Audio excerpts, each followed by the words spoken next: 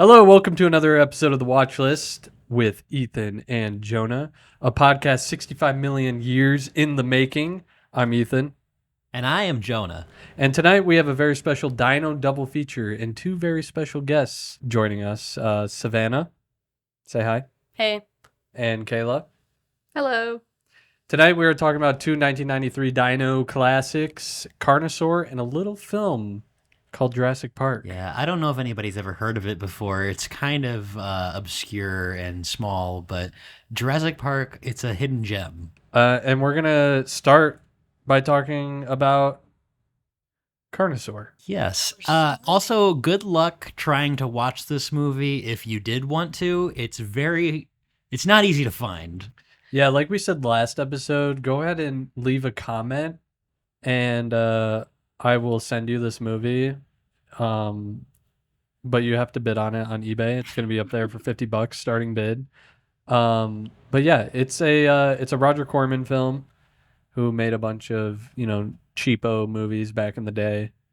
And basically this movie is just riding off the coattails of Jurassic Park, like they knew it was coming out. Yeah, it even has Laura Dern's real life mother in it. Yeah, that blew my mind. Yeah. But you could tell like they only got her for maybe a week, and like all of her scenes take place on one set. Yeah. She's the villain of the movie. Carnosaur is what I found out in the opening credits is based on a novel as well, as is Jurassic Park. And this movie is really good. Oh. You see, I have a different opinion on this movie. This may be the first time we disagree on the podcast. See, I think you guys are just too mean about this movie. There are parts of it that I enjoy. Mm-hmm. Is it like, I don't understand if it's serious or not serious, because it felt like they were trying to be serious. I don't think it's serious. We're divided. We're a table divided. Yeah, I don't think it's really serious. I think it's it knows what it is. It knows it's got big puppet dinosaurs, like dudes in suits, little hand puppets, dinosaurs on like crane arms moving through the city and stuff. But I do want to say I would like to make this point. The movie Jurassic Park, right? The whole idea of it is that these scientists genetically engineered dinosaurs using DNA that they found in mosquitoes. Yes. And they combine that with frog DNA, right? Which this is cloning, Kayla. This is cloning. Just so you know, I know you've seen Jurassic Park several times, and I thought when I was watching it, I was like, Kayla, this is cloning. You were taught when you were young. You should know. I know what cloning is. Just putting that out there. Was there a thing where she wasn't sure about cloning? Kayla argued that the whole what are they, dire wolves wasn't actually cloning. My argument was that the dire wolf that's been created is not actually a dire wolf. It's just a genetically modified wolf. Well, this is the what is it, Theseus's ship argument, where if they have all the same parts put back into it, but it's not the original thing, is it still the original ship? See, that could be an argument, because I don't know. I don't know if that's an argument towards you guys or towards me, though. I'm not sure. I actually think that involves just further scientific information that we don't have. Yeah. Like, we need a scientist on this. Keep me on sci-fi, not actual science. I think more importantly, we have to point out that Kayla took this stance against that the dire wolves weren't actually clones based on a headline she read. Oh, yeah. And just wanted to be contrarian on the subject that Savannah was talking about. But I was upfront that you it was read just the headline. You didn't read the article? Yeah, and I said, by the way, I only read the headline. I was honest about that. You often are very honest about what your source is and how it was just a headline or you heard somebody say it. Yeah. And that I appreciate because, Thank you. At least you're honest. Thank you. I'll take it. So back to the point that I want to make. Jurassic Park, which we'll get into further. I want to talk about Carnosaur for at least an hour. Jumping. Is that in Carnosaur, as opposed to Jurassic Park where they're using frog DNA, they use chicken DNA. Yeah. Which is closer to what Dr. Alan Grant, his theory is that the birds, that dinosaurs became birds. So really, scientifically speaking, maybe Carnosaur is a little more accurate. Well, we could argue that. But at the same time, It is raptors, and raptors were essentially large birds. And well, What are they? real velociraptors, we Tell knew us this, about were around the size of a chicken or a turkey. Were they? Yes, A the velociraptor? yeah. So the thing that's in the movie Jurassic Park is closer to what an Indoraptor is. It's a type of raptor, but it's different. It's larger. But for some reason they go with Velociraptor in this, and I don't know if that's because they changed scientifically from that point, or if I don't know what the I reasoning think is. it's just a more common dinosaur name, and that Yeah. was about it. I really don't know, but anyways, Velociraptors were small. They weren't as big as they are in the movie. Could they get that big? Do you know? Well, I mean, How do gamma you- how do you know radiation. that? Where'd you get that? Like From the if, headline? well, yeah, I got it. From, Wikipedia? yeah, well, here's what I did: is I heard it from Alex Jones. He told me, so Oh, Directly. That's pretty accurate. yeah, it's pretty accurate. So in Carnosaur, this movie, basically the plot is that these chickens are genetically modified to hatch dinosaur eggs and then also infect the female population of Earth with a disease that makes them give birth to dinosaur Yeah, eggs. that's a late reveal that Yeah. really had me going mind blown. I mean, for a second there, I thought that the people were actually going to start turning into velociraptors, Mhm. but that was not the case. Yeah, I thought that too, because the dinosaurs, they grew so fast. At first, I thought the largest dinosaurs were people that had transformed into like a raptor. Yeah, because you say they're velociraptors, but they're also T-Rexes. Yeah, Yeah, but it's the they same. say I'm T-Rex pretty sure in the it's the same puppet. Yeah, I think the velociraptor type dinosaur just grows into a T-Rex. Yeah, the size. Here's the thing I was bumming up against in the movie, and I know that budgetary restraints and all that.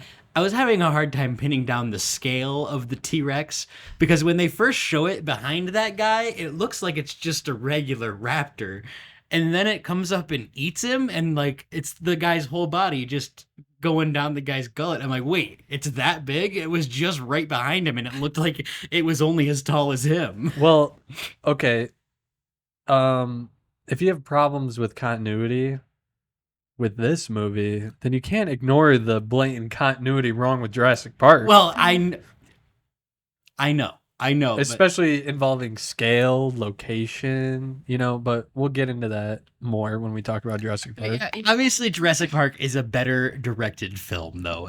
You cannot deny that. Well, I mean, nobody's saying Nobody's trying to say that Carnosaur is better. Well, it is better because it's shorter. That's what we decided. Yeah, it's an hour 23 minutes in and out. You got dinosaur carnage. But basically, so this movie is about this guy who is guarding a construction site, Yeah. the vehicles on a construction site, and then there's a hippie commune, and they're like, "You're destroying the land." And he's drunk all the time, and that's cool. Yeah, he's cool. He wears a leather jacket, smokes cigarettes, and drinks constantly.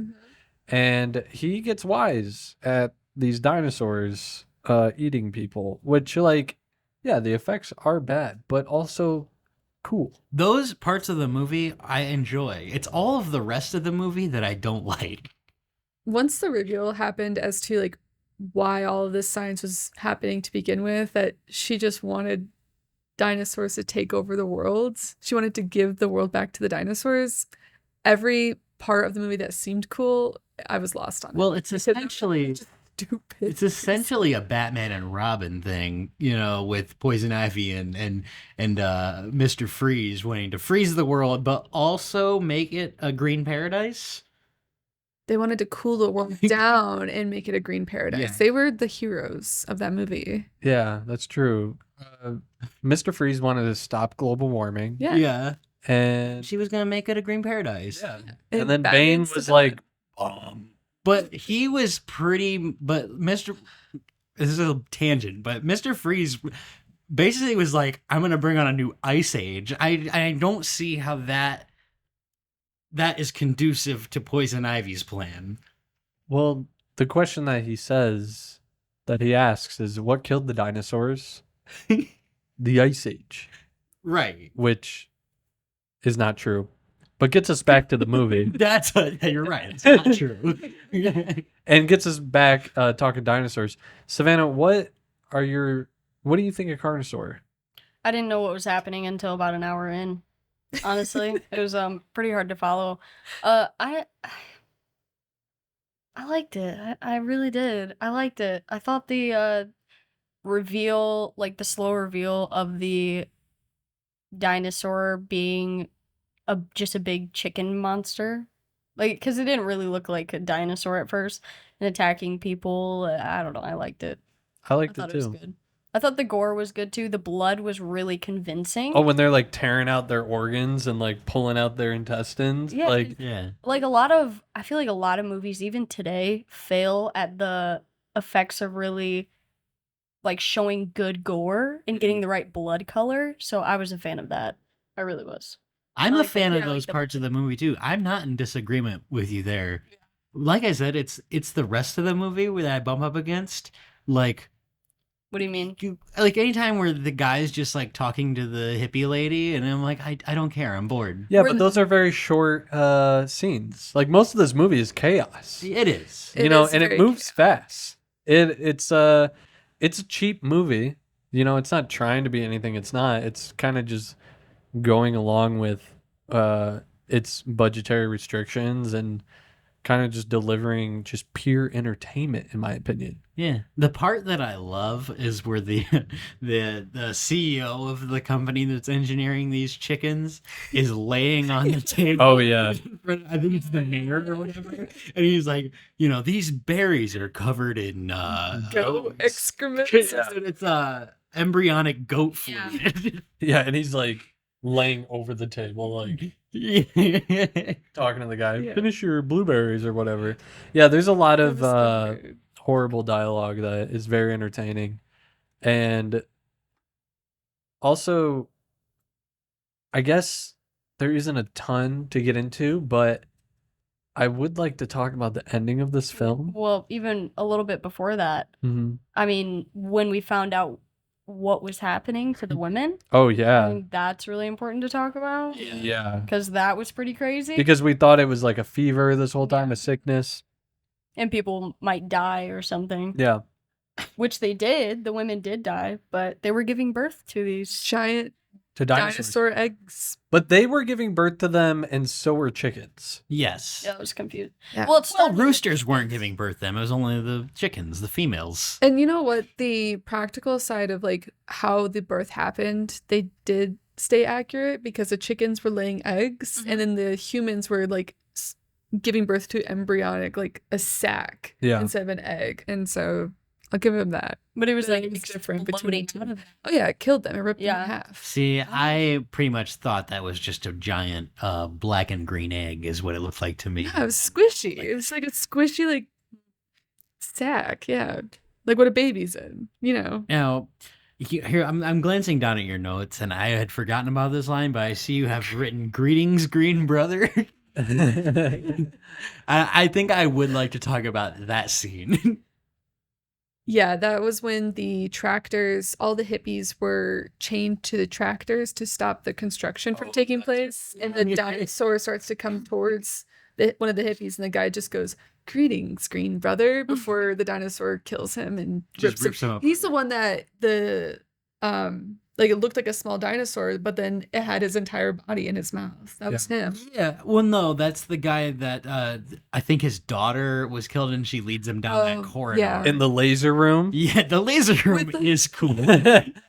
I don't quite understand what the lasers are for, or they're just to keep him from escaping. Yeah, it's keeping the dinosaur at bay, you know. Right. You don't want him running rampant in the facility. But how large is that corridor to hold an entire T-Rex? Pretty big. It's gotta be, but it doesn't look that big when he's going down it.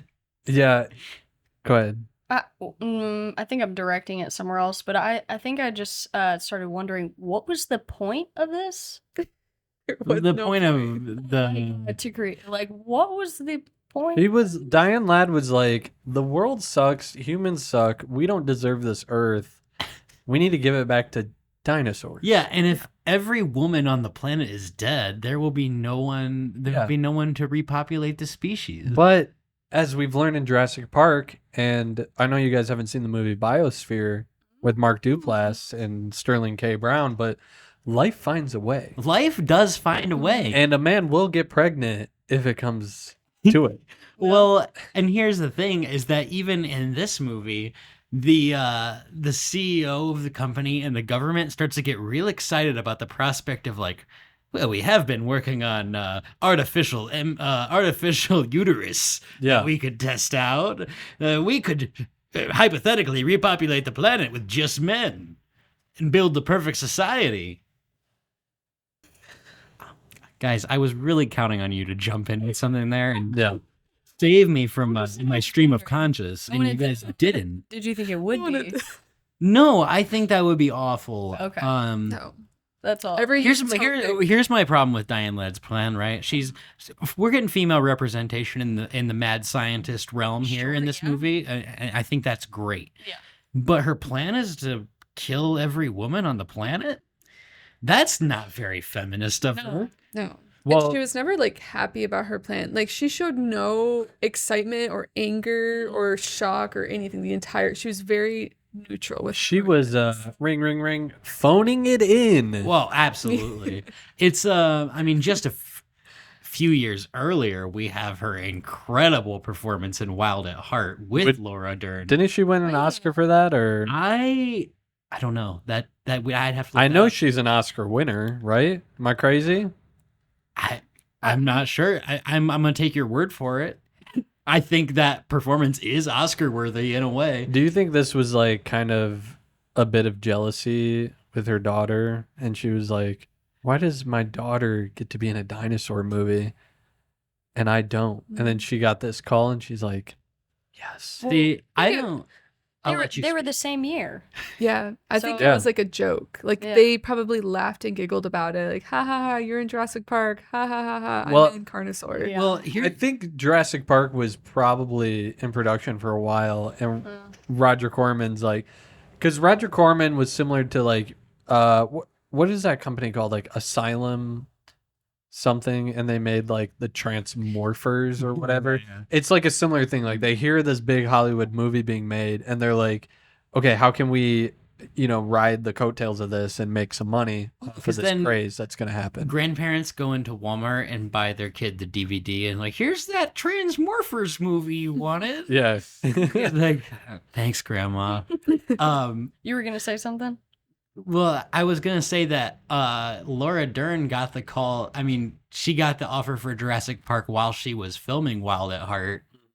So it almost makes me wonder if, from there, Diane Ladd's like, well, I'm going to do a dinosaur movie too. You said that Carnosaur is based off a book.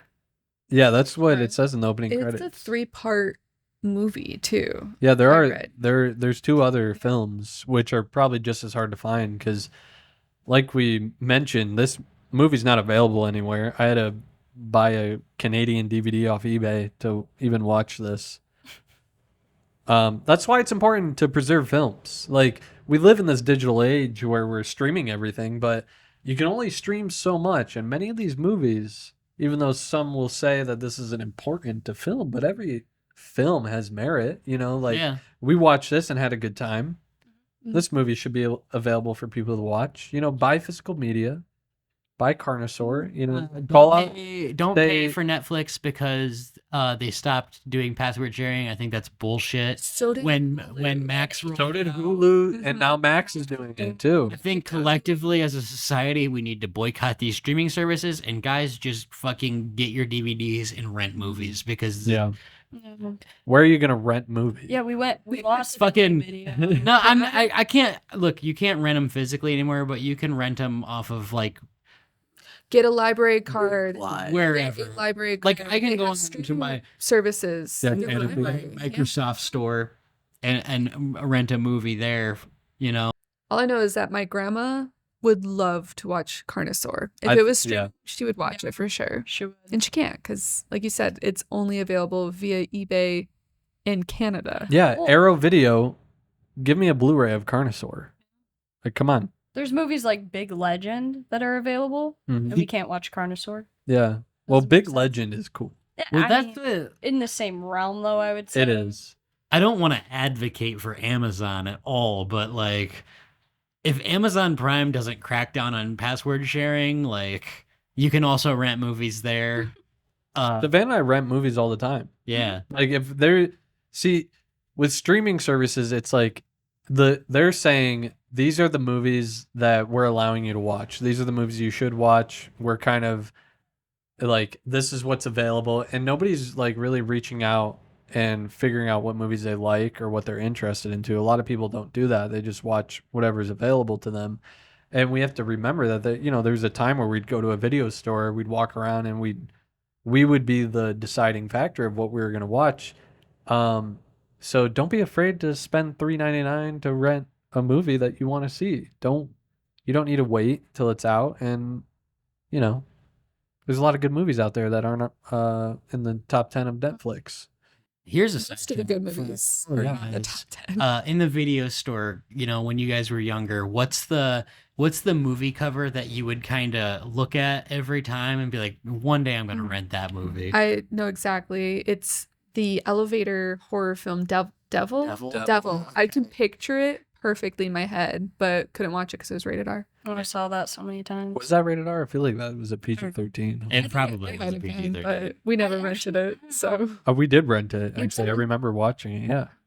Yeah, we rented it a lot. I actually think it was rated R. I don't know. I could be wrong, but I think there's some gruesome murder scenes in that. Yeah. So possible. I don't know. But I loved renting movies. Even like Yeah. 5 years ago, we still had Family Video in Michigan, and Savannah and I every October would go there, and we would just go through the horror section and just get a stack of movies, and like that's what we would watch for the week. With this kind of like resurgence of like 80s nostalgia and stuff, I think we're kind of starting to move past it now. Like, Well, we're Post- going into the post, 90s. yeah, now. post Stranger Things era, we're getting into like 90s nostalgia. I hope that people are just like, let's bring video stores back. yeah, well, it would be our generation that would do that. Yeah. Because I mean, we're starting to feel the nostalgia from it.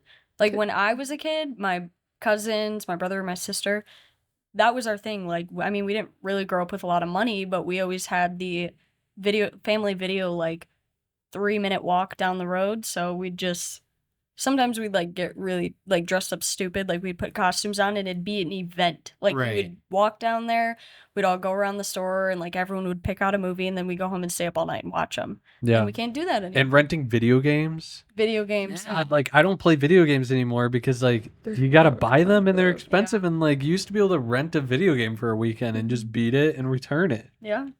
Yeah, I've been playing too many video games right now. That Oblivion remaster just came out, and it's been taking up a lot of my time. But I was able to download it for free because here's the thing: Microsoft has this thing on Xbox and the PC where you can do it's called like Game Pass, right? Yeah. And I had it, but I canceled it like a month ago, so I'm not even paying for it anymore. Still thinks I have it, and That's cool. I'm just able to play the game, and that's cool. I haven't paid for it. I'm playing it for free. Microsoft, if you hear this, please let me keep playing it for free. I'd really appreciate. Microsoft is not listening to No, this. they're not. If they are, sponsor us. Todd Howard, if you're listening, I will Whoa, careful. cut this. I think If you could just place bleeps over what I'm saying here, that'd be good. this is a great moment to let everyone know who's listening that Jonah is single and has a lot of time Yeah. for you. With all the video games. I don't have time for you. I'm playing Oblivion. I'm sorry. Yeah, we got a different, setup going today, and this is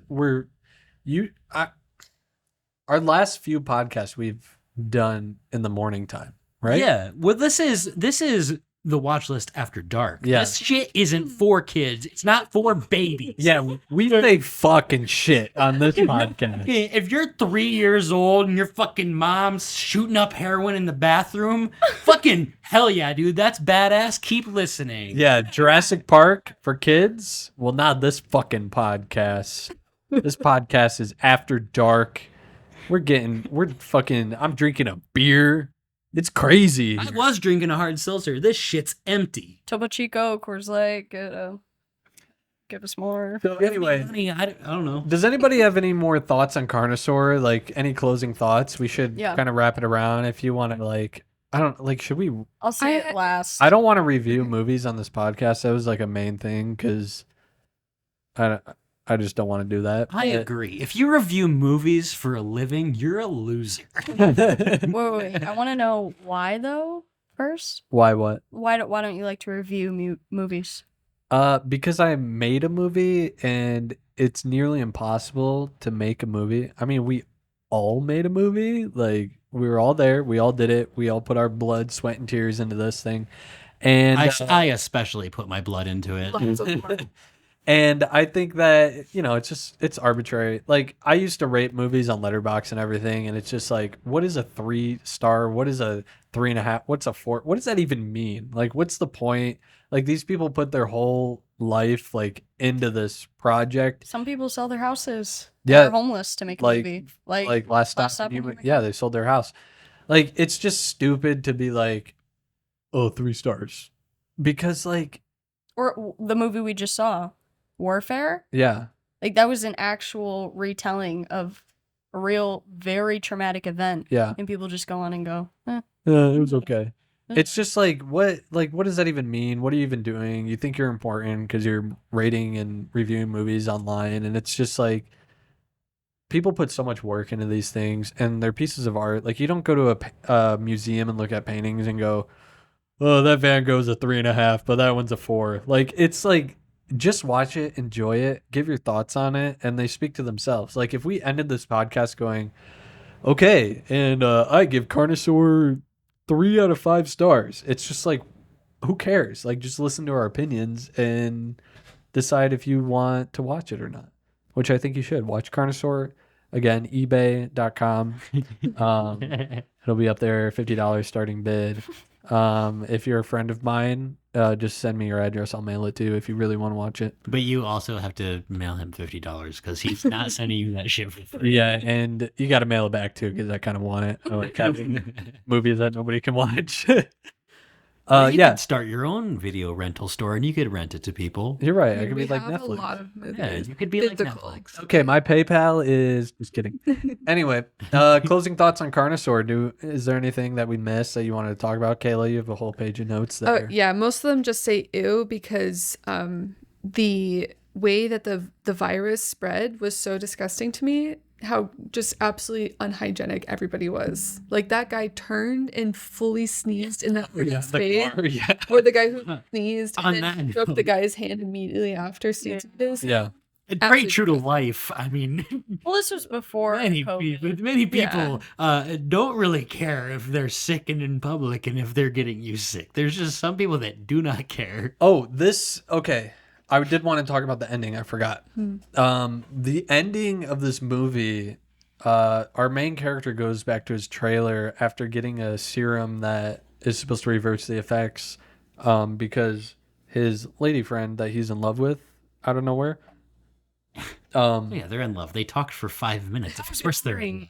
Yeah, Were they they just- in love? That Yeah, was something They else. were in love at the end. Yeah, I didn't know where that came from. Anyway, Can we roll this back a second? Because does anybody know how he knew that it was the Diane Ladd creating the monsters and how he ended up at that lab with a gun? no, I have a theory. But he does say in the movie that they call him Doc or something because of something else he didn't do.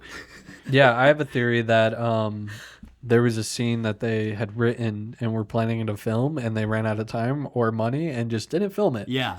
Yeah, It was seems a to be the weird case. jump from when he just all of a sudden is in the lab. Yeah. It was very strange. So the ending of this movie, he goes back to give his lady the serum to reverse the effects, and Which, by the way, he He- says that with the thing that he gets from the lab, you could manufacture an antidote. That never happens. He just injects her with the raw virus. right, that is true.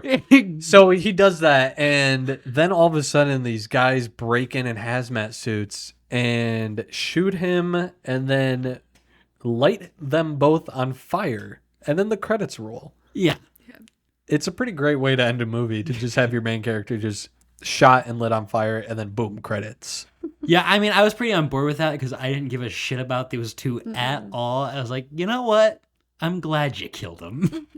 And then I guess we'll find out later in the sequel if dinosaurs did take over the earth. I hope they do. Yeah, I mean, I'm interested to see the sequels. I like the kind of, really gory and like kind of puppetry elements of the movie. Like I think those parts are really fun. And I hope that the sequels really up the ante on those and give me less of like, here's a drunk guy. I just want to see dinosaurs killing people in these I movies. thought you That's said really that what I was want. cool. It is cool. I have conflicting thoughts about the drunk guy. Well, did you like? I kind of thought it was really funny how every shot, when there was like a murder scene with the dinosaur, every shot looked like the dinosaur was a different size. Yeah, Like, it was just like huge, and then it was small, and then it was a puppet. It was like slightly off camera, and they would just go rah, rah, rah, Yeah. like hitting him. The puppets were terrible. They Oh, yeah. weren't good puppets. No. Did you notice like when the T-Rex is like walking through the town, like you could tell like the It's a- tail was like attached to a crane, and they were just like kind of driving it along. No. I wasn't paying. There was a point where it was obvious that it was a person in a suit, and I was like, Oh yeah, a human being. Yeah, that's cool though. yeah. I love this stuff. I love that they're They like did that for Godzilla for 50 know- years. Yeah, but this is the 90s. Like, you got Yeah. to step up your game at this point. We've had so many great puppets by this point. Yeah, but this is a movie with I don't know this what is the budget Roger is, Corman, but- guys. Roger did- Corman. I'm pretty sure he did Little Shop of Horrors, though, Yeah. which has a great puppet in it. Well, I mean, look, I'm just saying. they probably I made can't this in believe- like 2-3 weeks. You know. I am in defense of this movie in those elements. It's just the any of the character stuff where I'm like, just let the dinosaur eat them. I don't care. What was the budget for Carnosaur? I don't know. We can look that up real quick. Yeah. Go ahead and fill the air. Okay. What does Carnosaur mean? What does it mean? Yeah. It means Like, is that a real word, or was that just Like a they're like? I just Dinosaur. yeah. Or I- Carnage. Carnage. It has to be Carnage. Okay, I have the budget. The budget. This movie was a success. Okay, the budget was $800. $800. The budget was $850,000, Oh my. which is pretty That's a lot. substantial. Yeah, But that's more than I thought it was going to be. To be Yeah. honest. yeah, that's about $850,000 more than our film costs. But it made about $1.8 million. Well, to be fair, Ethan, our film didn't have any dinosaurs in it. That's true. yeah, I had to cut that out. They literally had to bring dinosaurs back to life to do this movie. I'd say $850,000 is pretty cheap to bring back to life a real dinosaur. I guess you're right. Yeah. That's an insane budget for the quality that So- we got. To close out Carnosaur, I recommend it. If you like cheap B movies, Carnosaur delivers. It's fun. And there's not many dinosaur movies out there, so check it out. Yeah. Savannah? Yeah, I think maybe we can talk about this while we're talking about Jurassic Park, like either while we're switching over or maybe later. But do you think there's any like to I guess bring it back around to do you think what's her name? Lord Dr. Tiptree. Doctor who? Dr. Tiptree. Dr. Tiptree. Okay, well, do you think that there are any characters that resemble anyone from Jurassic Park? Like, do you think it was like they were really kind of Like ripping it. yeah? Short answer, no. They do bring up, somebody should make a theme park Yeah. out of this. They Yeah. do have that nod, but I think that's more of a, we know what we're doing. We're doing this around the time that this huge dinosaur movie blockbuster is going to come out. Right. But like, I don't think there's any kind of like parody of Jurassic Park within this No. in this movie. No. Well, okay. Aside from parody, do you think anyone? Resembles a character? Not really. I would say like the closest you get is like maybe the drunk guy in Ian Malcolm. He's got a kind That's of the bad boy closest. vibe, you know. Like the rock star. Yeah. Bad boy scientist. Bad boy scientist, but he's not a. Well, he maybe was a scientist. That's not ever really delved into. Anyways, your thoughts on Carnosaur, other than does anybody resemble anybody? Like, it's good. You liked it. All right, Kayla, your thoughts? There was this really sick line. So how do you like your eggs, scrambled or sunny side up? And I think that was the best part of the whole movie. Anyways, my thoughts on Carnosaur. It sounds like I'm ripping this movie the whole time. I'm really not. I enjoyed it. I don't think it's good, but I did enjoy it, and I would recommend it to anybody who enjoys these kind of movies. There's like Ethan said, there's a space for these movies, and just because they're not, quote unquote, what you would consider good, like I think anybody, you can get enjoyment out of these things, and it doesn't serve to like put a star rating on these movies because somebody put their blood, sweat, and tears into this, and yeah, it's like it's not the best movie you've ever seen, but it's good. It you can watch it. Where did these sunglasses come? Oh God, he sees a brachiosaurus. This Dennis Nedry shouldn't have. It hasn't existed since 1993. I mean, how could they perfectly recreate this Dennis Nedry action figure Kayla, turn his from head. 1993? And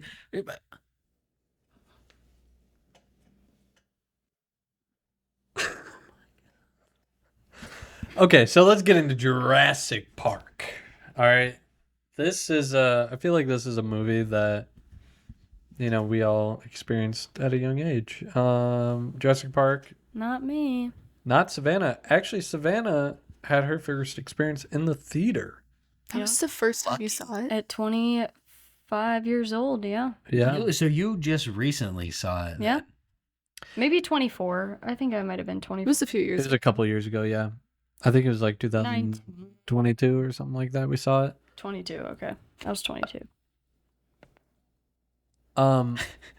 So Jurassic Park, directed by Steven Spielberg, also came out in 1993. It's a good movie. What do we think about Jurassic Park, guys? It's one of my top 4 favorites on Letterboxd, so I love it. This movie went triple platinum in my home when I was a kid, along with all the sequels that existed at the time, Yeah. 2 and 3. They still exist. I know. I'm just saying there's more now that will never go triple platinum in my household. Yeah. It's maybe the most important movie of my lifetime, and it will always be my favorite movie. Well, this is a hot one. Maybe this should have been podcast 100. Wow, that was really funny, Savannah. Savannah, as a person who just saw this movie a few years ago, what's your take on it? Because obviously it's not a thing that's steeped in nostalgia for you at this point, and you're kind of almost viewing it with fresh eyes and not through the eyes of your child self.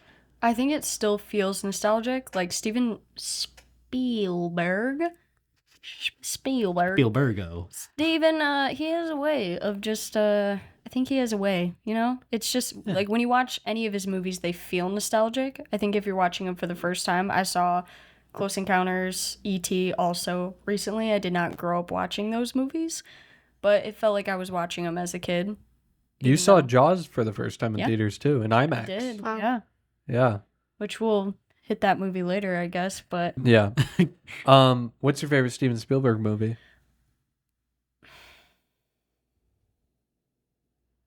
I think E.T. E.T. That's totally think so. fair.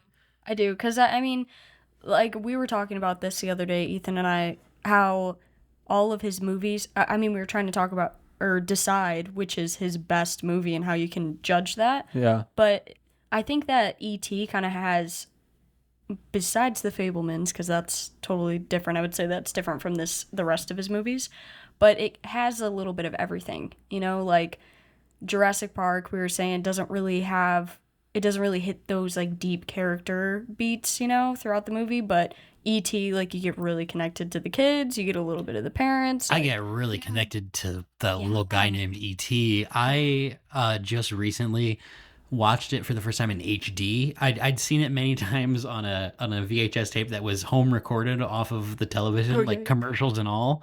That was like the only way I'd ever watched it my entire life, and I watched a lot. But recently just watched it in HD maybe a couple months ago, and it's a perfect movie, and I cried like 4 times just because of like the family dynamics and also that little guy named E.T. I think it's maybe the greatest magic trick Spielberg ever pulled off, like making people care about that ugly little ball sack puppet. It's so cute. He's cuter than a ball sack. He's cute to like. Oh, here's the but like you see E.T. for the first time as a kid, and he's a little bit scary. Yeah, I was scared of him as a kid. Yeah, especially that scene where we first see E.T. like Yeah. in the shed. That and when he's in the closet and the little sister goes in and screams and Yeah. he like sticks his head way up and screams, freaked me out as a kid. Yeah, there's some great. We don't need to talk about E.T. Yeah, that's another. E.T. is We good. should talk about it. another E.T.'s a time. good choice. Kayla, Steven Spielberg. Talk a little bit about Steven Spielberg. Yeah, so you know what's funny is that before I watched Jurassic Park for this podcast, you had said that you realized why it wasn't your favorite. And so going in, I was thinking, I wonder why this isn't Ethan's favorite Jurassic Park movie.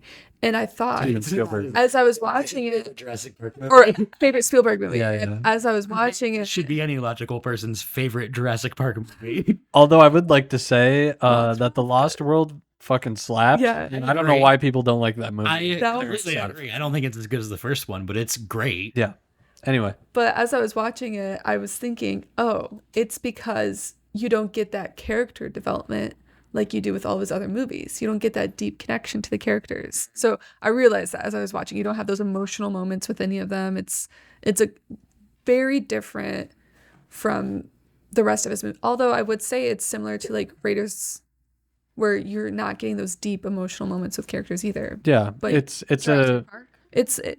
Yeah, like it's just an action movie. that's really. kind of you're hitting the nail on the head there of why it's not my favorite Spielberg is because a lot of his movies have like this emotional impact and like these very rich characters. And that's not to say that the characters in Jurassic Park aren't likable and entertaining. They are Yeah, they all are. way They're all more great, likable than they are in the This books, too. movie is it's a roller coaster. Yeah. It's you strap on and you enjoy the ride, but really at the end of the day there's not a whole lot that is left, after you watch it. It's just a fun adventure movie. It's probably the best one that there is. Like just a great ride. It's thrilling and then they wrap it up quick and it's over. Yeah. Yeah. You do but have that, like, I think the only clear character arc really is for Alan Grant, and like it's very broad. yeah, but him, he doesn't like kids. He doesn't now like he likes kids. kids. He grows to like, but it's so effective the way it's done in the movie that like I don't think there's this huge emotional impact that the movie leaves you with, but like there is character stuff in it that keeps you invested in the characters that are on screen. Yeah, there's just enough. I think when I was a kid, I thought Alan Grant was the coolest motherfucker to ever walk the planet. And like watching this movie again yesterday, I was like, he's still the coolest guy ever. I wanted to be him so bad when I was a kid. And and now I'm Ellie Sattler. This is a purely visual. If you're not watching, you don't know. But I'm dressed like Ellie, and Ethan's dressed as Dr. Alan Grant right now. No, this is Dr. Ellie Sattler too. Well, Just it is. so we're clear. We can discuss sexism in podcast situations when I get back. But yeah, Jurassic Park is my favorite though, and I think it's because equal parts the adventure is so much fun from start to finish, and the wonder of when they first see the dinosaurs, you feel that, and then the nostalgia part too is just that's why it's my favorite. Although I think his best is Jaws, my favorite is Jurassic Park. I mean, that's, I was telling you that I think that the T-Rex enclosure scene in the rain is maybe the single best thing Spielberg ever directed. And that's saying a lot because he's done a lot of really great work. Yeah, and like I told you, you haven't seen the sex scene in Munich. You're right. I haven't. I don't know. I don't know if I'm ready to see a Spielberg sex scene. I really don't. Is there a oneer? Is there a Spielberg oneer in there? You'll just have to watch it. And find out. I'll definitely watch it. We were talking about the continuity error in Jurassic Park, and I think we should just bring it up right now about how quiet that T-Rex enters at the end of the movie. Yeah. Whereas like the visual language that the movie sets up for the whole thing is that like anytime this motherfucker's nearby, you're hearing them footsteps and you're seeing shit vibrate. Yeah. Everybody feels it in their chest. But Besides that, that's the magic of the movie is that fucking Spielberg calls it shot and it fucking works. Like any other movie, that banner falling and the T-Rex rolling, you're kind of rolling your eyes a little bit. But like I watched that and it's just like You're cheering. yeah, absolutely. And it's like it's the thing that I think all of these modern blockbusters like the Marvel model are trying to replicate, that I think they did pretty well early on with stuff like Iron Man and all that, but like it's become this like regurgitated thing that now like every scene in a movie is that scene, and it's just the worst.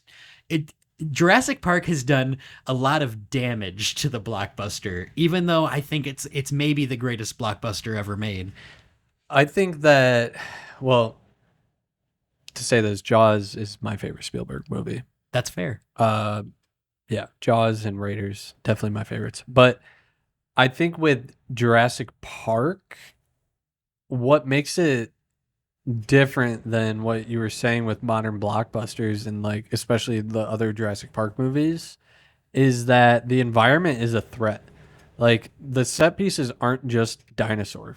Like that's not all we're getting. We're not just getting CGI dinosaurs. We're not just getting, dinosaur this, dinosaur that. Like Spielberg really shows you that the environment is also a threat in this movie. You have the car on in the tree. You have like the electric fence. You have all these things that also play into the movie and kind of give it variety as well. So it's not just people running from dinosaurs, which is what the Jurassic World movies are. It's just characters running from dinosaurs and then that's it. And another thing that Spielberg does with these early blockbusters is that he just hires great actors. He doesn't care if they're the biggest stars. Like he just hires the right people for the job. Like Jurassic Park specifically, the studio wanted him to cast these major actors and he was like, "No, I want these guys, we'll save money on the budget there and we'll also, give these actors space to create interesting characters." And that's something modern blockbusters don't do. Every movie has to have a huge star in them, even if the concept is great. They just have to have a huge star to carry the film, and they hold that as a crutch for celebrity, basically. Well, yeah, I mean, we're getting to the point where they're recasting the biggest actor they ever worked with in a different role in the same continuity because they like are afraid to just cast somebody who's unknown. Yeah. Doctor Doom. Dr. yeah. Doom. Yeah.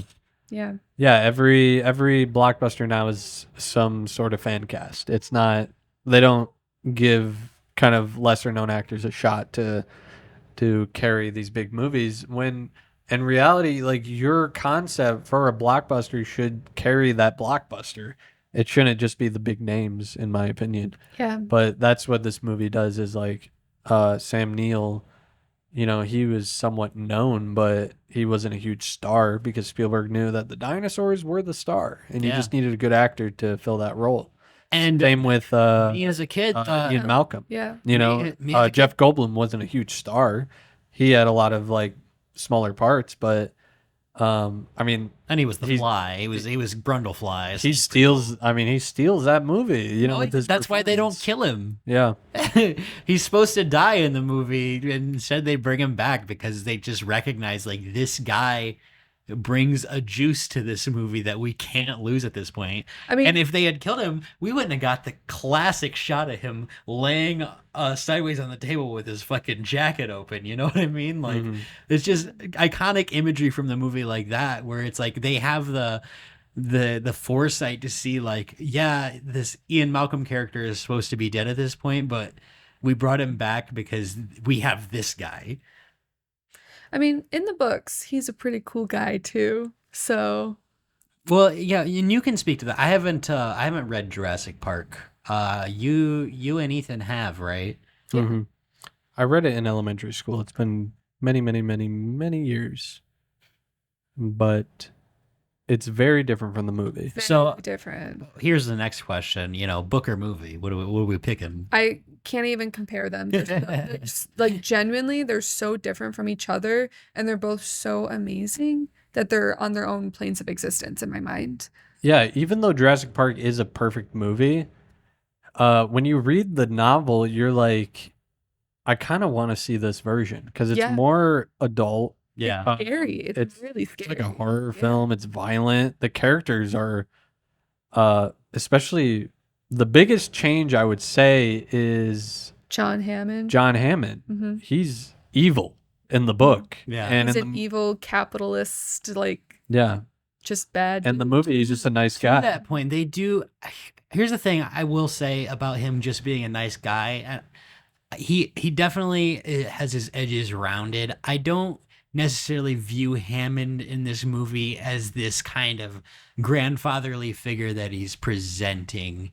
He's very much he by the end he does come around to being like, well, you're right, this park shouldn't exist. And I think it's big because of the fact that they're trying to do something that's more family friendly, and you've got Richard Attenborough, who is this kind of very grandfatherly presence, like literally played Santa Claus a year later or 2 years later. But like throughout the whole movie, he very much is like this thing has to exist because it's just like my blind, it's like this blind ambition thing where like he has to, but like he knows what he's doing to an extent too. Like I always got the vibe that he was a dinosaur kid growing up though, and so this was his big Well, there's the dream whole- to create them. the whole flea circus Yeah. monologue scene that I think sheds a light into his character a little bit. And He's P.T. Barnum. I Let's did, take it. right. Yeah. And there's a lot of parallels I could draw to something like Nope with Stephen Yeun's character and this like exhibition thing. Like he wants to give people this like exhilarating experience, even if it's at the cost of maybe many lives that are going on in this park. He's still, until the very end, is like, we have to keep this park running. I disagree on him just wanting to create this experience no matter the cost, because leading up until a certain point, he's very much on his whole thing, we spared no expense, and it's always we spared no expense to keep the park safe. Well, and except make the for dinosaurs. like, everything where they cut corners. They did spare the expense on Dennis Nedry, like the salaries of these workers, which not to say Dennis Nedry is this sympathetic character or anything, but he is being exploited by this billionaire, to the point where he feels like he has to take it into his own hands and sell this guy out. You know what I mean? So it's like the problems that he has probably never would have happened if he would have just given this guy a bump in his salary, you know, and a lot of lives wouldn't have been lost. But it's I don't know about that. well, we have this. I think Dennis Nedry is just in it for the money. Like, Yeah. Yeah, sure if he is, bumped his but- salary, I don't think that would change it. If he's able to sell these embryos for millions of dollars, like this guy isn't some like poor son of a bitch who like is struggling. Like he has a solid job that's paying him, and like he's just ready to backstab people just to make more money. I don't think that if Hammond were to pay him more, it would change that. You know, he would still take that opportunity. But then again, he's only getting like $1.5 million. I feel like he could have gotten a lot more for a bunch of dinosaur embryos. Yeah, probably, but he's not the smartest guy. No. Like I said, I'm not trying to say that like because Dennis Nedry is ostensibly like the villain of the film, almost kind of in the background, but like there is an argument to be made that like, you know, maybe if he was accommodated better, that he wouldn't feel so bitter that he has to sell this guy out. I think I'm trying to separate Nedry from the book and Nedry in the movie too, but he's lazy. He doesn't want to do the job. So the reason that John Hammond's so mad at him is because he did the job poorly to begin with, and that's why he's not getting paid, because he's there to fix the mistakes that he made the first time around. And I think that he's the reason everything went wrong. Well, like, I guess you could ask the question, would everything that happens in Jurassic Park happen if Nedry did not reset the system to try and get the eggs off? No, I think it would be fine. They just Not have then. They would have made it through. dinosaurs. It Yeah. maybe probably would have happened eventually. It's Yeah. the whole chaos theory thing that's introduced with Ian Malcolm and all that. I mean, if it can go wrong, it will go It's wrong. inevitable. In the whole like we even have the foreshadowing in when they first arrived to Island Nublar where the helicopter's landing and Sam Neill's seatbelt is 2 female ends and he just has to tie it together. And it's the whole thing of later in the movie where we figure out that all these female dinosaurs were able to somehow reproduce because of the amphibian DNA that was put into their genome. Life finds a way. Is that symbolism? Is that Oh my God, is Is that that, like- symbolism? is that like hinting at what's to come? Because I always took that as he's dumb when it comes to tech, and now Ellie Sattler's sitting there with 2 boy parts tied around her waist because he took the girl part. Yeah, that's what I was like, oh, he doesn't care. Like Ellie Sattler's his lady, and Yeah. like he's like he can't figure it out, so just takes her seatbelt. Like he doesn't even make sure she's buckled in. No, to me that's the foreshadowing that happens later because it very visibly is the female ends of the buckle that he has to just then tie together. And it's also the foreshadowing of the corners being cut. Yeah, I mean that was a whole speech that who is it, Malcolm, that says it about how they had all of this research and they like basically speed ran the whole thing to create dinosaurs, so they never took a moment to stop and think, is this a good idea? Right, like because you it was just just- kinda handed to them. You just piggybacked off of the work that all these other people are doing and called it innovation, Yeah. basically. That's why I don't view Hammond as kind of this force of good in the movie. It is for that same reason where he is taking advantage of the people working under him. You know what I mean? Like it's the He the didn't nature of come the- across any of the research. Like he did not do any of the research. He's just a money man, basically. Right. And he's passionate about it and like has these grandkids and I do think the movie is at odds with Hammond a bit throughout, and I do think they want you to see him in a sympathetic light by the end, especially with the you know him eating all the ice cream and doing the flea circus monologue and all that. But Yeah, he's redeemable quicker in the movie than he's not redeemable at all in the books. But in the movie, I think it's about when he's eating the ice cream that you're like, oh, he just cares about getting everybody back safe. He doesn't care about the dinosaurs or the park anymore. He just wants everybody to be safe. Yeah. That never happens in the book. He's just a horrible person from start to finish. also I didn't For some reason, never clocked it in any of my other 100 watches, but when I was watching this, critically in a way to be able to talk about it, clocked that Timmy is dressed exactly the same as Alan Grant. Yeah. And Alan's his hero. right. And for some reason, I never realized that he had basically the same outfit on. But he also has the same kind of striped shirt of the kid from the beginning, where Alan grabs the Velociraptor. That doesn't. It's like the symbolism of the kid that he hates. The part of children that he like cannot get on board with, and then like this kid who so badly wants to be him. You know what I mean? There's very like intentional stuff being done with wardrobe. Savannah, you haven't spoken in a while. Talk about Jurassic Park. Where are we at? Yeah, I what's don't your know, I just favorite went part? pee. I just peed too. We were just dissecting John Hammond while you guys were gone. Well, I was just gonna say I liked seeing it in the theater for the first time. I thought that was pretty cool. I felt the T-Rex. T-Rex. Yeah, that was cool. Do we know what they did for the T-Rex roar sound? I'm not sure. Yeah. We know. Well, I know for a fact the Lost World baby dinosaur is a baby elephant recording that the elephant never made the sound again. It made it once, and that's what the cry is. Mhm. But in this one, it's definitely a mixture of big cats and what else did I hear? A lot of the sounds always brings me back to the explosion in the Mask of Zorro at the end, where you can clearly hear like the cheetah.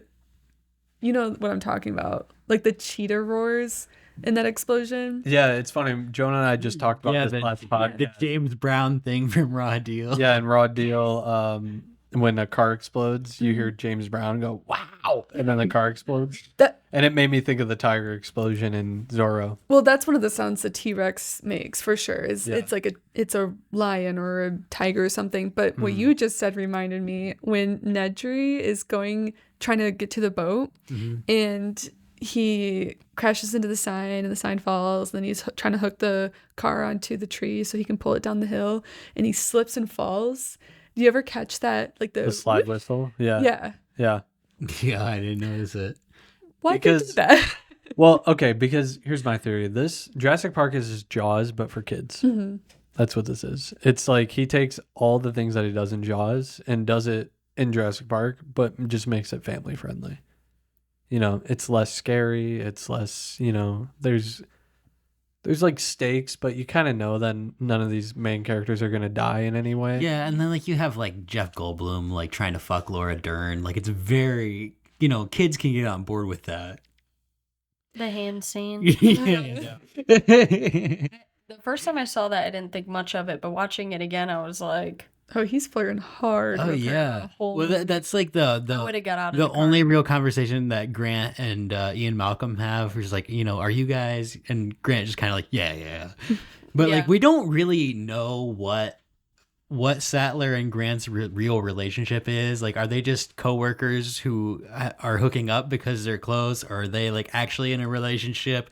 Like, it's never clearly defined that way. But there is a thing of like her wanting kids, and he's like this older man who kind of hasn't come around to that yet, and kind of just wants to be this maverick paleontologist who digs up dinosaur bones all the time. But their relationship is never really clearly defined in that way. I think that's the reason why, though. Because, like, at the end when they're in the helicopter and the kids are sleeping on him, Yeah.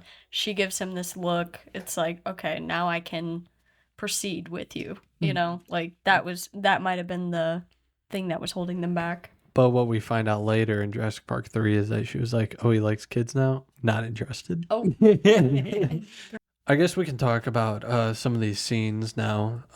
We've been talking about the movie for a while, but the movie opens with, the whole raptor attack, like in the cage. You never see the raptor fully, and it eats this worker, and the whole shoot her,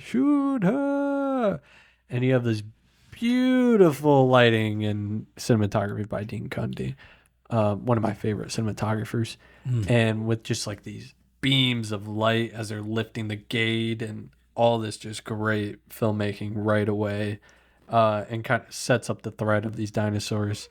And then this movie like does such a great job at quickly setting up all of like Alan Grant and Ellie and Hammond and Nedry all before we even get to the island. That when we get to the island, really the only other characters you have to set up are the kids, Ian Malcolm, and the lawyer. Mm-hmm.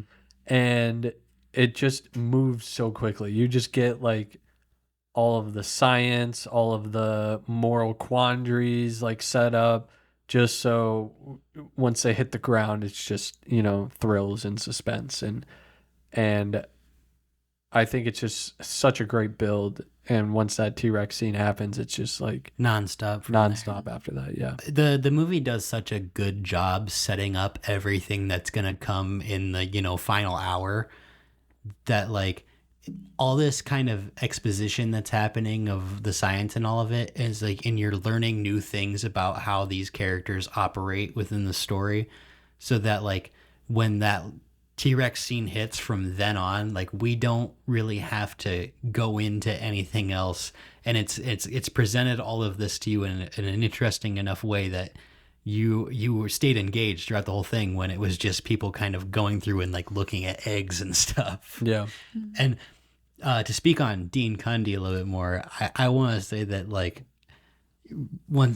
also one of my favorite cinematographers, and like throughout this movie he finds a way to just have like these spotlights behind characters, like this very cool edge lighting and stuff, whether it's like a actual spotlight, work lights, or like a projector behind them, and it's just like maybe the best at night photography ever. There's so much fog that he brings in, especially in that opening scene and stuff, that is just like the atmosphere is incredible.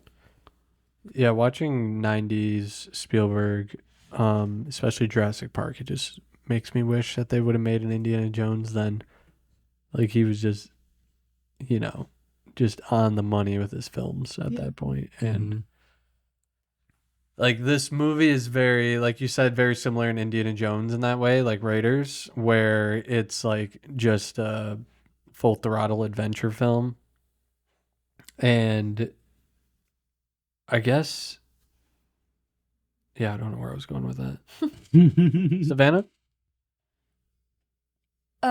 I liked that he put the shaving cream on the pie. Yeah. Yeah. Yeah.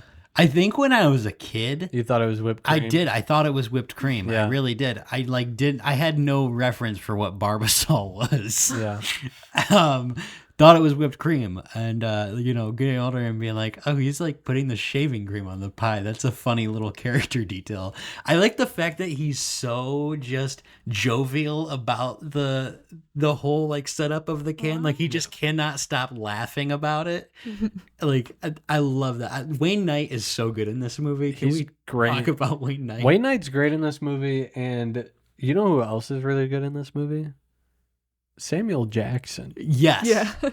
Like, Maybe the cigarette just constantly dangling from his mouth, like at the butt, just ash. you're just always like, that thing is gonna fall right out of his lips. Yeah. It never does. It never does. Yeah, he was great.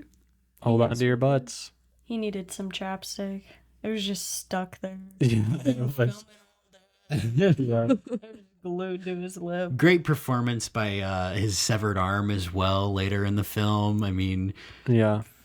that's when Ellie's running away from the raptor in the generator room, and it's like still crushing through the door, and then his arm comes down, and it's like this sense of relief, like, oh, Mr. Arnold, and then it's the arm. And like I don't know why she's so calm about it being Mr. Arnold, because there is still a velociraptor trying to bust through that cage and Yeah. eat her. Right. But you do buy it as this sense of like, I thought I was gonna get eaten right then, but it was you. But then, oh no, it's your severed arm and you've been eaten. Okay, what about let's talk a little bit about the T-Rex scene, right? Yeah, absolutely. Okay, so The first one. yeah, there will be dinosaurs on this dinosaur tour, won't there? But so in that scene, it's great build up. You know, you have the two cars going back and forth, and then the stomping and the water, of course, all this iconic imagery now. And then the goat, you know, the goat leg, and it's just like the way the scene builds to just more and more like chaos is just so well done. And the lawyer running away, like there's just all these characters are just doing things that, you know, are just creating even more suspense for this moment. But this T-Rex walks up to the fence, breaks through the fence, and then later I know where you're going with this. the car falls hundreds of feet down the wall. Was it tall? Yes. How was that T-Rex wearing stilts?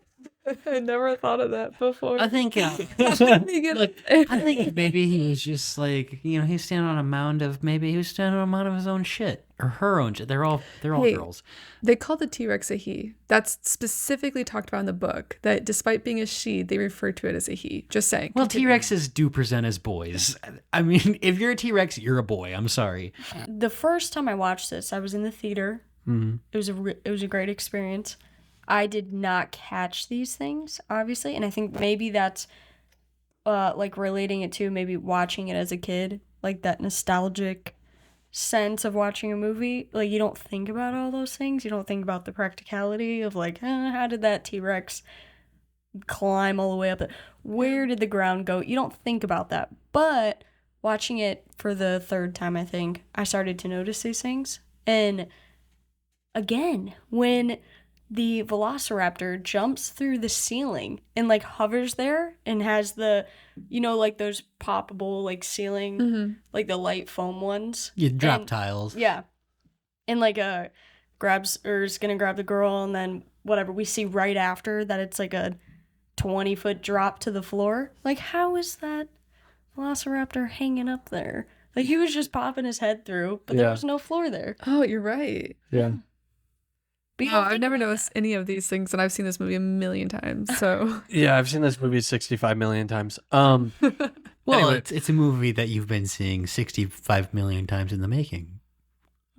I don't know. I was trying to make that Anyway. work. Yeah, I already made Yeah, that joke, and you just tried to Right. I say was trying my to. joke. I was trying to tread on your joke Yeah. with my own. How'd that work out for you? Look, it didn't work out. See, I got good. the laugh, and you just try to piggyback that. Well, and- he's like, you laughed. I'm gonna get more people to yeah, laugh. I'm gonna try to get a residual laugh. But Well, I work in Maybe I'm residuals. funnier. yeah, Look, I'm just. Try again. Sometimes Yeah. you throw shit at the wall and you try to see what sticks. Do a new And joke. yeah, and it's still shit even when you throw it at It's still shit when you. the. Well, that's one big pile of shit. But I'm trying to make that shit turn into gold when I throw it at the wall. And sometimes it doesn't happen. It never happens. So, guys, I'm gonna ask you to forget I ever said that. it's You want it's me to cut that recorded. out? It's there forever. Keep it in, double it. This video is in 235 and this movie's in 185. We really need to get a remote for this TV so I can fix that cropping. It really bothers me. Well, they're gonna notice the time jump because the movie Yeah. tops a little bit. So that's another thing that I really like about Jurassic Park is that it's in 185. I'm a big fan. I know this is like aspect ratio shit that nobody really cares about, but Yeah. I'm a big fan of 185 over like these other aspect ratios, especially in this day and age where we're watching so many movies at home on our TVs, because like a 235 film does not really translate as well on our widescreen TVs. But when you have that 185 ratio and like you put Jurassic Park on your TV and it like fills the entire TV, like that rules. I really, really, really want my squishy dinosaur that's in my apron over there. I've been thinking about it. I forget about it every time I get up. But it has been helping me. Fidget toys, you know, a little bit. Like while I'm at work, I'll just pull them out and kind of squish them. And it makes me feel a lot more connected to what I'm saying. And I stop thinking about my body. I'm going to go grab him. Don't show her David Lynch.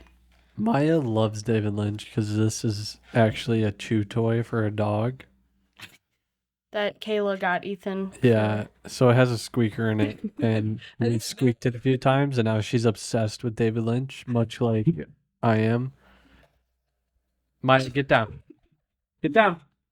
That's our David Lynch. You can't have it. Yeah, we like to have David Lynch here, in spirit and in toy form. Yeah. Yeah. He's always behind us. He's always with us. He's always with us. David Lynch, he may have left He- this earth, but not, He's only dirty. He hasn't left our hearts. yeah, or this realm. It's just Or this realm. He's still here.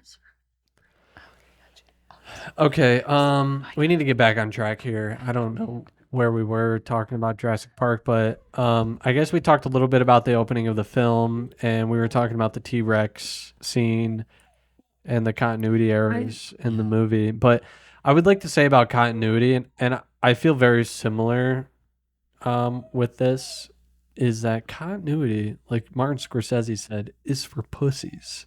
Well, yeah. You know, the movies are about entertainment and about like just making the best thing you can. And if you have to sacrifice continuity because of it, do it. And Spielberg does that. Scorsese does that. You know, the greats do that. So don't be afraid to throw continuity out the window. Of course, when keep it when it's applicable. when Yeah. it's applicable. When you're Exactly. trying to do something interesting and entertaining, Yeah. people just are going to lazy care ones. that, like, this thing doesn't totally add up. Because they're not going to be thinking about that. They're gonna be like, this is awesome. Yeah, I was watching Goodfellas last night, and the oneer in that is just a big circle around the kitchen, and like once you know that, you can't unsee it. But like, But yeah, like, It's still awesome. Who's ever, like, just sitting in their living room fucking watching Goodfellas on TNT and like, notices that, you know? yeah, That guy right there. It's Yeah. exactly what he did. but Goodfellas is It's a really, really good movie. I A future double feature. I've never seen it, yeah. so I actually embarrassed myself by asking if it was a TV show or a movie when Ethan put it on. So And I was also just thinking of the movie The Stuff when I started watching, because Paulie, you know, the mob boss in Goodfellas, is in The Stuff. Really? Yeah, and I was thinking of that, and I'm like, we need to do The Stuff Is- for the podcast.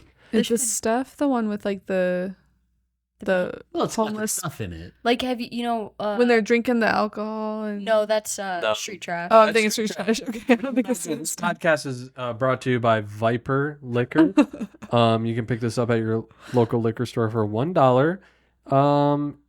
Yeah, it melts in your mouth. And on No, your I face. believe you messed that up. It melts your mouth. Oh yeah, you're right on that. and everything else inside of you. Yeah. Drink it on the toilet. Anyway, Jurassic Park. Do we want to? What do you guys want to say about Jurassic Park? Yeah, you guys. I really, yeah. Go ahead. I'm just kidding. I was gonna cut you off because. Oh, okay. Yeah, but I'm not actually gonna do that. This I is gonna want be- I want you to take the floor. This is gonna be great for my character arc. I'm gonna cut that out. Anyway, go on. Oh,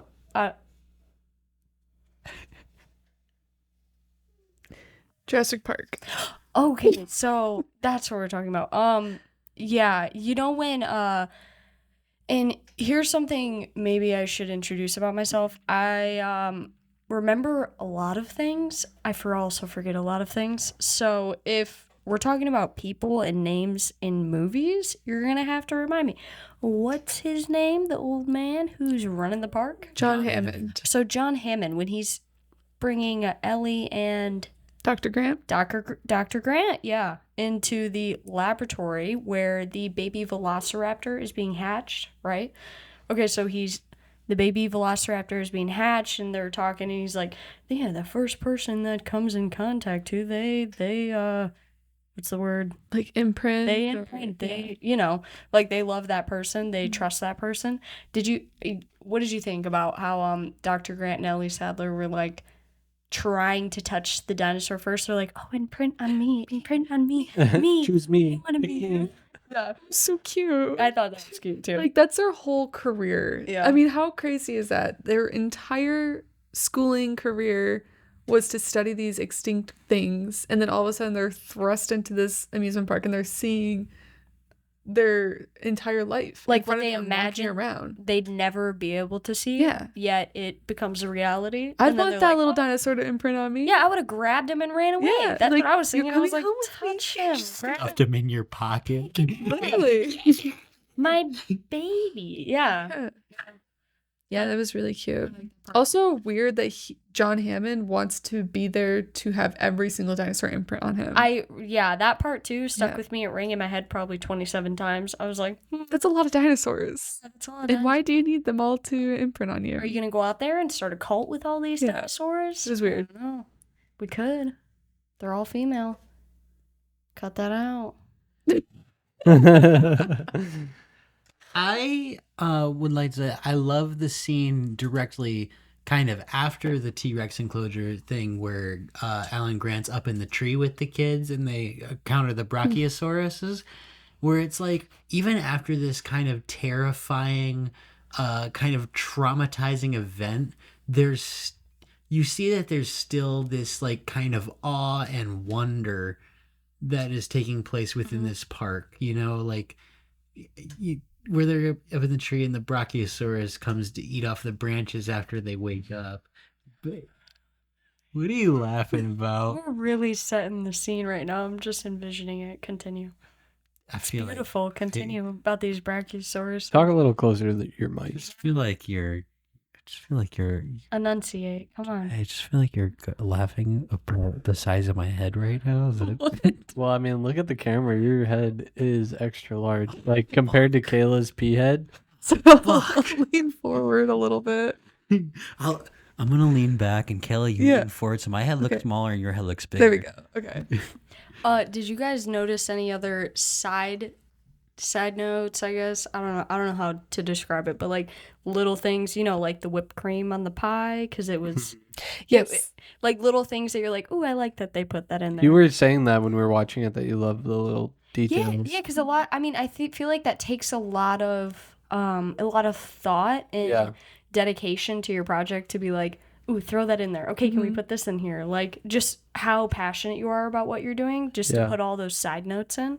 So And- yeah, This Making a scene movie. that's playing right now, the Triceratops scene where he's up against the belly listening to it breathe. yeah, and- that's one. Yeah, And her digging through the pile of shit Yeah, to figure out what's wrong with it. like Like, things you wouldn't probably find in the script, but are just so relevant on screen to creating the whole atmosphere of the film. Yeah, I think making a movie and like writing one, you have all these ideas that you can't really put in the script, but are important, and you're like these little moments kind of characterize these people better. And when you're making something, you're always looking and searching for that. Like that's the magic in movies.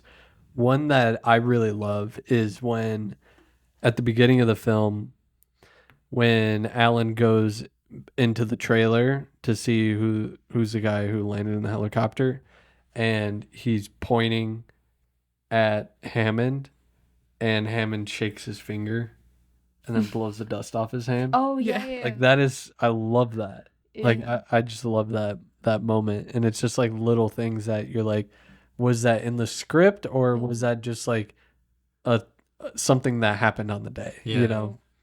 and maybe or just happened in that one take, and that's the magic of making movies, is like capturing those little moments and those little details that you can't really plan for. I think it takes like some of the actors who show up too, they have that spark, that oomph that brings it to the screen too. Yeah. I mean, Busker Bill, just bringing up Busker Bill, but I'm just saying, what's his name?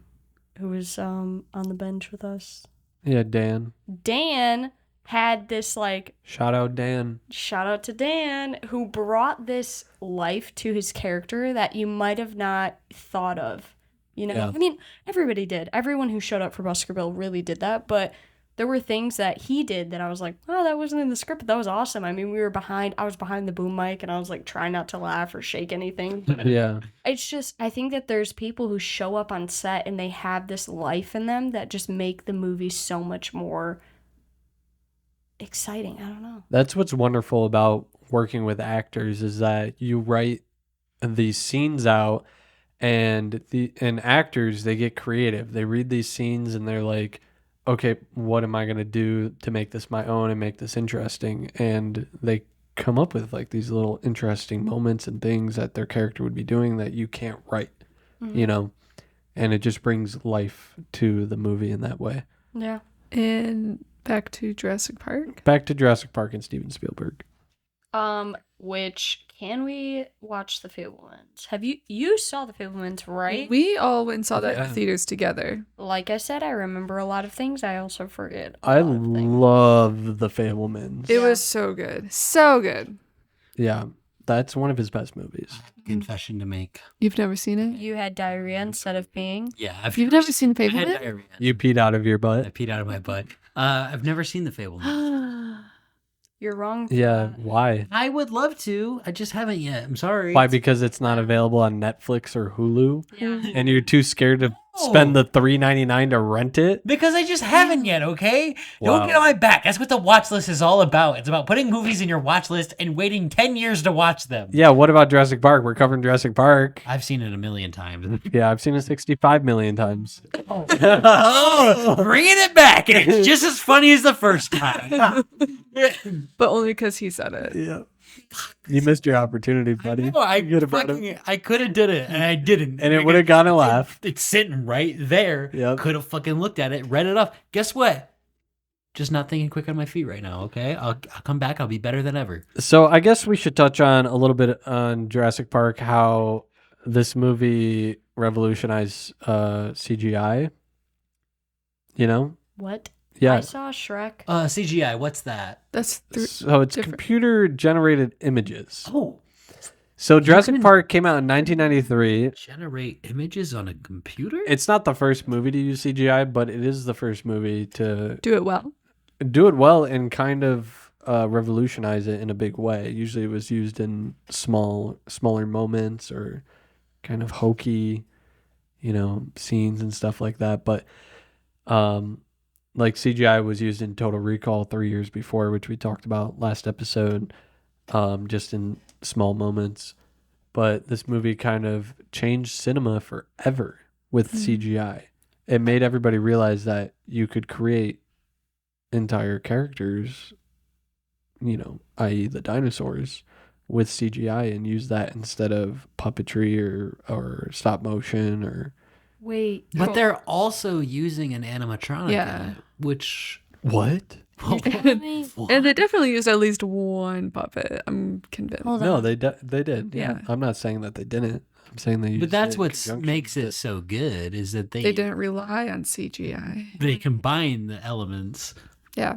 Those weren't real dinosaurs. Well, they were real dinosaurs. Hold on. Wait a second, hold on. This 1993 Dennis Nedry action. The lawyer! Yeah, Jurassic Park is a great movie. I don't know. Steve, what can you say about it that hasn't been said before? Steven Spielberg made this movie the same year that he made Schindler's List. Another confession to make. Another Spielberg I have not seen. You're a fake Steven Spielberg fan. Holy You're a phony, dude. Here's the thing, though, is that it's all these movies in my childhood that I just rewatched, and I never was like, "Oh, let me go check out the one that's really depressing." question. I would love to watch it. To be clear, I'm not talking shit about Schindler's List. I'm gonna watch it this year. That's a promise. Okay. That movie's really, really sad. Yeah, I would imagine. I'm probably gonna cry a lot when I watch it. I cried watching E.T. So if I don't cry watching Schindler's List, there's probably something wrong with me.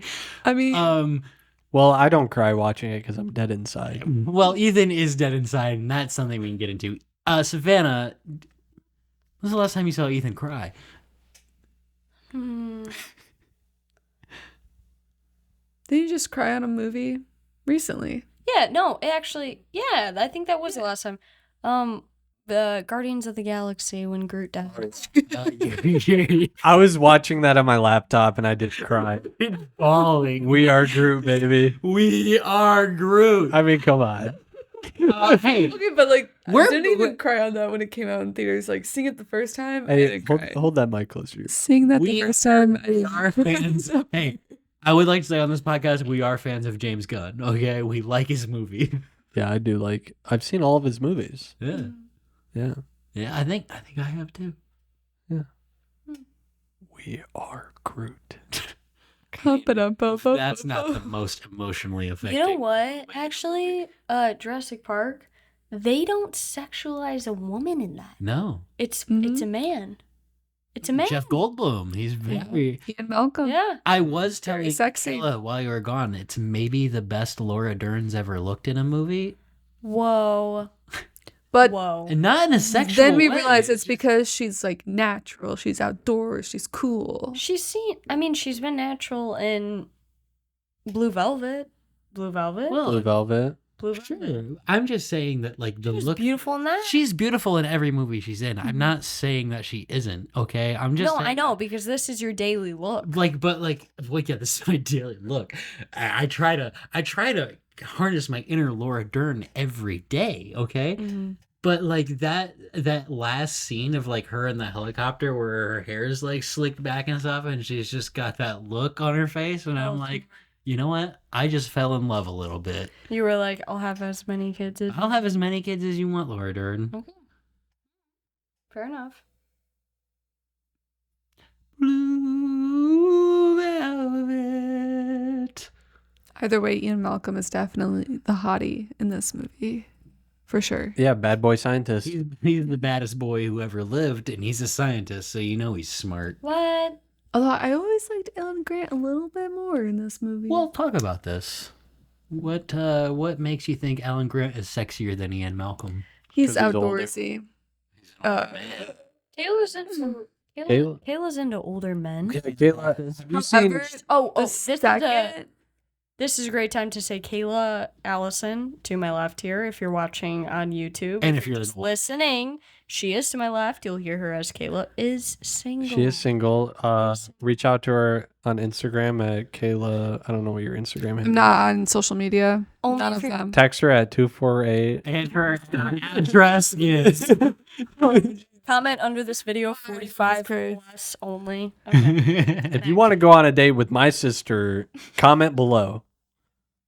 And if you want to go on a date with my friend Jonah, comment below that you would like to do that. What is happening over there? Maya's getting There's excited. a dog who cannot get. I feel like we've lost the juice here, so we need to get back to the topic. Yeah, well, I mean, we have to Wait, end what? this. We have to end this somehow and in some way. So let's. This is how podcasts go. You ever listen to a podcast? Yeah, it's just people talking and rambling and talking over other people while they're talking. And you're like, where are we? What are we talking about? Hey. Wait, what was the title of this episode? You go back, you look, and you go, what the fuck are we Yeah. talking? And then eventually it's, all right, to wrap this up. And then you know you got like 3.5 minutes left. So Right. I'm gonna say something, and this isn't in the podcast. I think this is our best episode yet. You think so? Yeah. Well, it's because you needed some feminine energy. we needed feminine energy in here, Yeah, it's and we can it talk feels- about sexism in podcast situations when I get back. Okay. They can be episodes. I think the reason why this podcast is better than the other ones is because we're doing it after dark. Yes, I think After Dark is the way to go. Yeah. I just said go really weird, didn't I? It sounded fun. I in my didn't ears. think about it, and then now that you pointed it out, I'm thinking about it and how your eyebrows twitching in a weird way. Okay. It's almost 1 a.m., so I think we should wrap this up because I would like to go to bed at some point. I'm up. You're up? You're awake? I'm Okay. pretty up. 2 more hours. Let's go. 2 more hours. Let's go. Okay, let's end this podcast. What should we end on? Did you want to go into the next podcast? We can just record next week's. Yeah. We We just watch any movies. Yeah. Oh, yeah. Pride and Prejudice and Sinners. Okay. Final thoughts on Jurassic Park. Jonah, go ahead. I think it is legitimately one of the best movies ever made. I think if you haven't seen it, you should definitely watch it. I think that it is a model to go on of that has gotten slightly hazy over the years of like what a blockbuster should be. And I think that Sam Jackson's cigarette is really cool. Kayla, take it away. I also agree that this movie is awesome and that if you've never seen it, what are you doing? I can't help but think of the book every time I watch it now which has its benefits and also like Pros and cons. pros and cons. Yeah, pros and cons, because I will always be comparing the two because they are very, very different. But I appreciate the whimsy quality of the movie, and that it, even if there are dinosaurs eating people, there's a huge sense of wonder in it that I think transfers over to how Steven Spielberg feels about movies. You know, like he loves the creation of movies, and you feel that in Jurassic Park, and I think that's probably why it's my favorite one. Yeah. Savannah? I'm glad that I got to experience this movie for the first time in my 20s in a theater still. I'm glad that was available, that they do flashback cinema, because that's pretty cool. I mean, I don't know if you guys got to see it in theaters when you were kids for the first time. I wasn't Maybe not. alive. Me neither. None of us were. I was Oh. born in 2000. I was This movie born in came out in 98. 93. Came out in 93. Oh. Keep going though. Anyways, yeah, I did see it in theaters in my 20s, though. you did. Yeah. And 3D, which I was kind of mad about. I wish it was a regular screening, but you go on.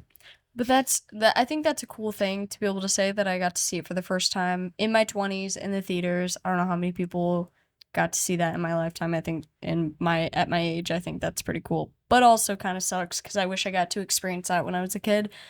But also, yeah, don't bring dinosaurs back. That's only gonna be a bad thing. Let's not. But also, if you do, let me come see them, because that'd be pretty cool. Yeah, like I hope that if they do come back, I'm a part of the process of making them come back. But also, don't bring Maybe just bring back the herbivores, you know? just like the Yeah. little tiny ones. That's fine. Just the little ones, like shorter than me. I'm 5 foot, so Yeah. under that, I'm fine. That'd be cool. Anyway, Yeah, Jurassic Park. Good movie. I love it. I've seen it 65 million times. You son of a bitch. It's a great film. Of course, everybody knows this. There's so many things we didn't talk about, but you know, they've all been said. And we're just a couple people talking about movies. A few. Anyway, I love Jurassic Yeah. Park. It's a great movie. Yeah, and it holds up, and it always will. So yeah, watch Jurassic Park, but most importantly, watch Carnosaur. And don't walk, run to get yourself the recreation of the 1993 muscular Dennis Nedry action figure. It comes with a motorcycle and some like a flamethrower and a velociraptor. It's really cool. You should have it. Ethan, what is our next episode going to be? I think our next episode we're gonna cover the movie Body Bags, which is an anthology movie. John Carpenter, Tobe Hooper, some others.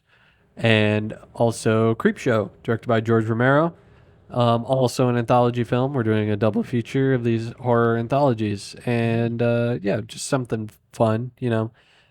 Later on, I would like to cover something a little more prestigious and Yeah. serious. And maybe one or both of these wonderful ladies here would like to join us for these episodes. And, Yep. And we can see about that. Because Savannah's always here recording the podcast for us. So she'll be chiming in, maybe off camera, maybe on camera. We'll see. I'm not coming back until we talk about Twilight.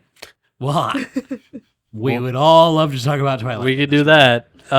Anyway, thanks for tuning in to the watch list with Ethan and Jonah. I'm Ethan. I'm Jonah. And I'm Savannah. And I'm Kayla. who watches a watch list? Well, yeah. Hopefully you do. Hopefully you do. I mean, like 20 people watch the list. If you're still here, if you're still listening, go into the comments and drop a I love muscular Dennis Nedry, and then give us your credit card numbers and your social security number and everything else, and then we'll know you love us. And most importantly, send us money. Send us money. Raid Shadow Legends if you would like to sponsor us. We would not be opposed to it. Thank you. All right. Thank you for watching. Quado lives. Good night, everybody.